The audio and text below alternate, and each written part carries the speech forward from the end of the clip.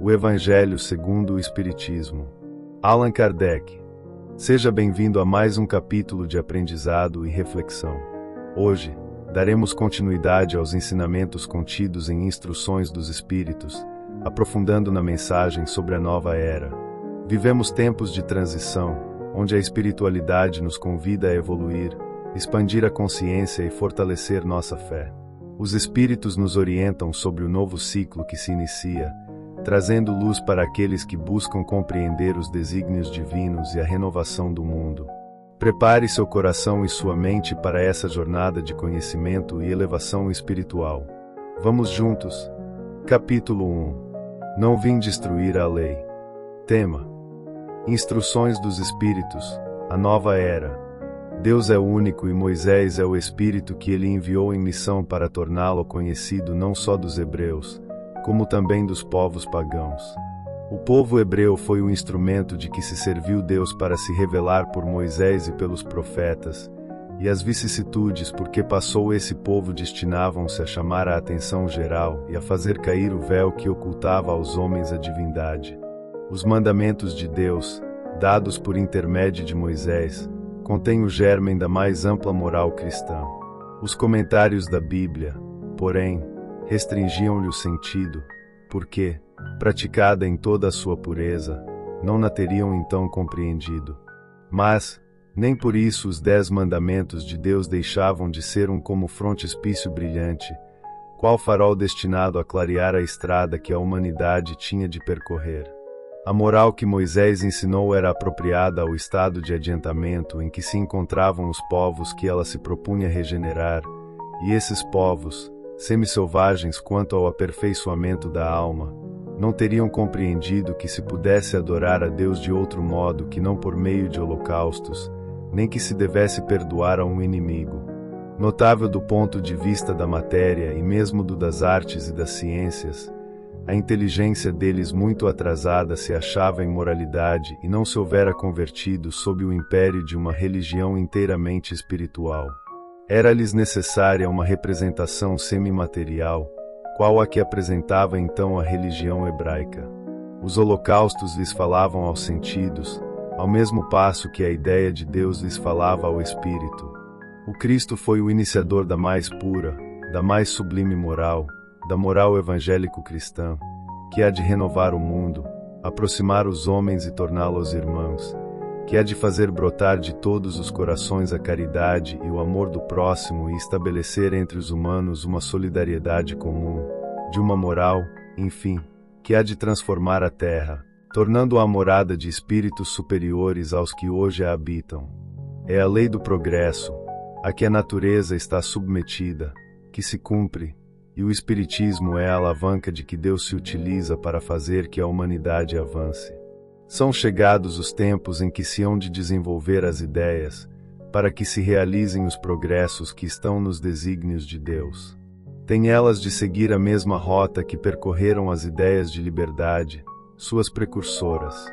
Não se acredite, porém, que esse desenvolvimento se efetue sem lutas. Não, aquelas ideias precisam, para atingirem a maturidade, de abalos e discussões, a fim de que atraiam a atenção das massas. Uma vez isso conseguido, a beleza e a santidade da moral tocarão os espíritos, que então abraçarão uma ciência que lhes dá a chave da vida futura e descerra as portas da felicidade eterna. Moisés abriu o caminho, Jesus continuou a obra, o Espiritismo a concluirá. Um espírito israelita. Mulhouse, 1861. Um dia, Deus, em sua inesgotável caridade, permitiu que o homem visse a verdade varar as trevas. Esse dia foi o do advento do Cristo. Depois da luz viva, voltaram as trevas. Após alternativas de verdade e obscuridade, o mundo novamente se perdia. Então, semelhantemente aos profetas do Antigo Testamento, os Espíritos se puseram a falar e a vos advertir. O mundo está abalado em seus fundamentos, reboará o trovão. Sede firmes. O Espiritismo é de ordem divina, pois que se assenta nas próprias leis da natureza, e estais certos de que tudo o que é de ordem divina tem grande e útil objetivo. O vosso mundo se perdia, a ciência, desenvolvida à custa do que é de ordem moral, mas conduzindo-vos ao bem-estar material, redundava em proveito do espírito das trevas. Como sabeis, cristãos, o coração e o amor têm de caminhar unidos à ciência. O reino do Cristo, passados que são 18 séculos e apesar do sangue de tantos mártires, ainda não veio. Cristãos, voltai para o Mestre, que vos quer salvar.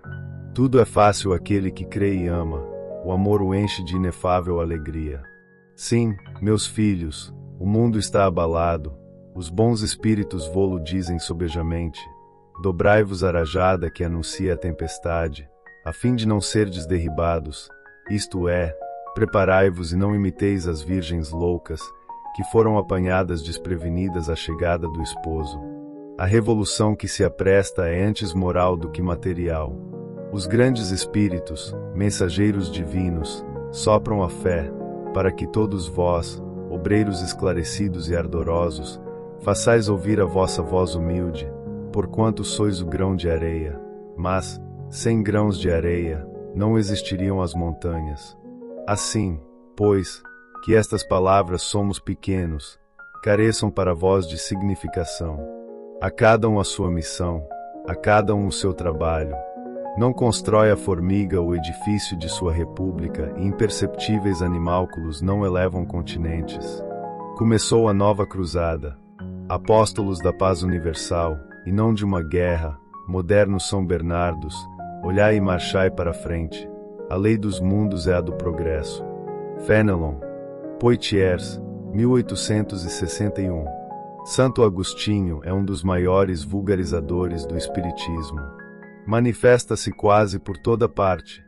A razão disso, encontramo-la na vida desse grande filósofo cristão.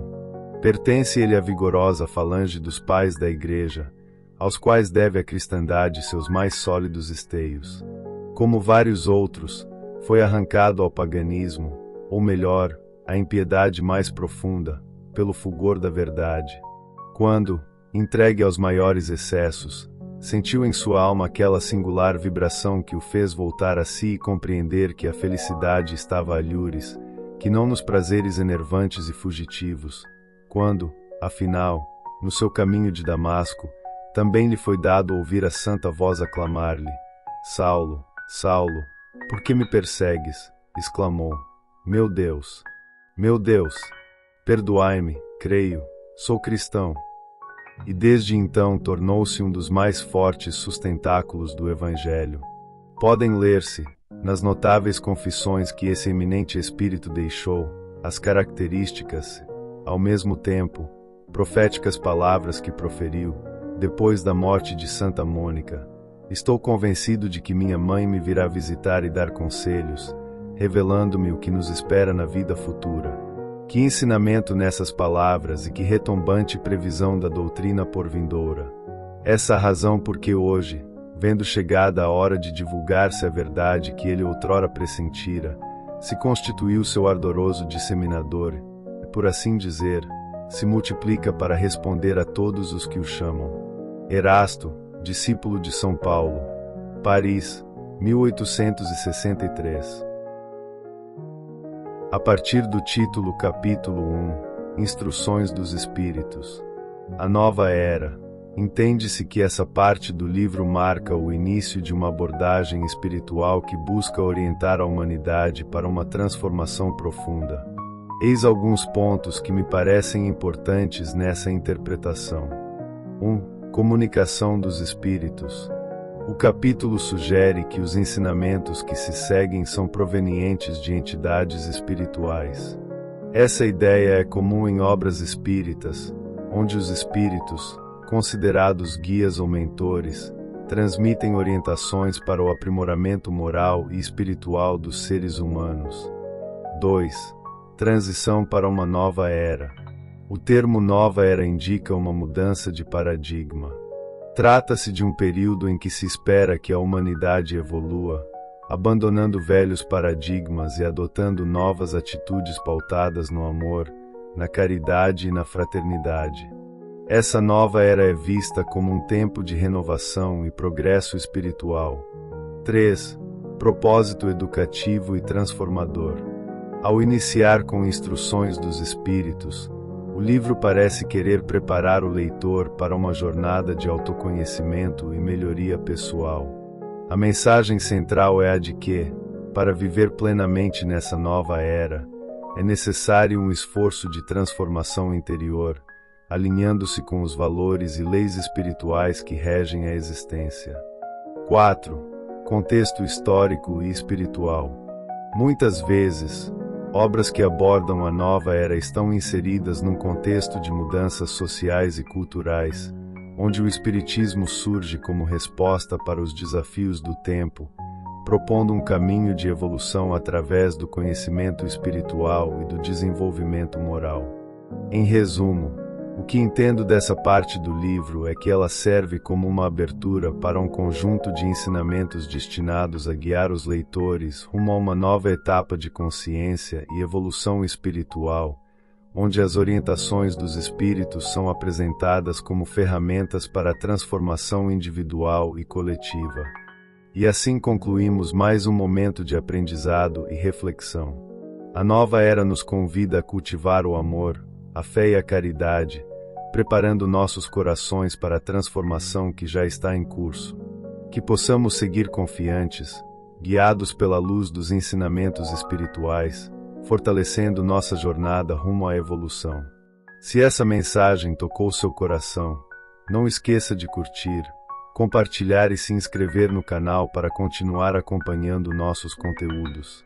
Deixe seu comentário e compartilhe sua reflexão sobre este capítulo.